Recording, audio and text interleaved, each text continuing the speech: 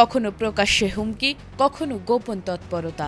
বিশ্ব রাজনীতির আড়ালে এবার সামনে এসেছে এমন এক দাবি যা নতুন করে বাড়িয়ে দিয়েছে উত্তেজনা। পর্দার আড়ালের সেই তথ্য ঘিরে শুরু হয়েছে জোর আলোচনা। প্রশ্ন উঠছে, আসলেই কি বড় কোনো হামলার ছক কষা হচ্ছিল, নাকি এটি কূটনৈতিক চাপ বাড়ানোর আরেকটি অধ্যায়? এবার সেই উত্তেজনাকর দাবি সামনে এনেছে মার্কিন সংবাদ মাধ্যম সিএনএন। এএফপির বরাতে প্রকাশিত প্রতিবেদনে বলা হয়েছে, মার্কিন প্রেসিডেন্ট ডোনাল্ড ট্রাম্পের হত্যার একটি নতুন ও নির্দিষ্ট পরিকল্পনা নিয়ে যুক্তরাষ্ট্রকে গোয়েন্দা তথ্য দিয়েছে ইসরায়েল। সাম্প্রতিক যুক্তরাষ্ট্র ইরান পাল্টাপাল্টি হামলার মধ্যেই এই তথ্য ওয়াশিংটনের হাতে পৌঁছায়। এরপর থেকেই ট্রাম্পের নিরাপত্তা নিয়ে নতুন করে উদ্বেগ তৈরি হয়েছে। প্রতিবেদনে বলা হয়েছে, ট্রাম্পকে ঘিরে সম্ভাব্য হামলার আশঙ্কা নিয়ে যুক্তরাষ্ট্রের গোয়েন্দা সংস্থাগুলো দীর্ঘদিন ধরেই নজরদারি চালিয়ে আসছিল। তবে ইসরায়েলের সর্বশেষ তথ্যটি আগেরগুলোর তুলনায় বেশি নির্দিষ্ট এবং একটি সম্ভাব্য ষড়যন্ত্রের ইঙ্গিত দেয়।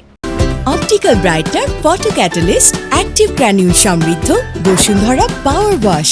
2020 সালে ইরানের শীর্ষ সামরিক কর্মকর্তা জেনারেল কাশেম সোলাইমানি যুক্তরাষ্ট্রের হামলায় নিহত হওয়ার পর থেকেই ট্রাম্পের বিরুদ্ধে প্রতিশোধ নেয়ার কথা বলে আসছে তেহরান।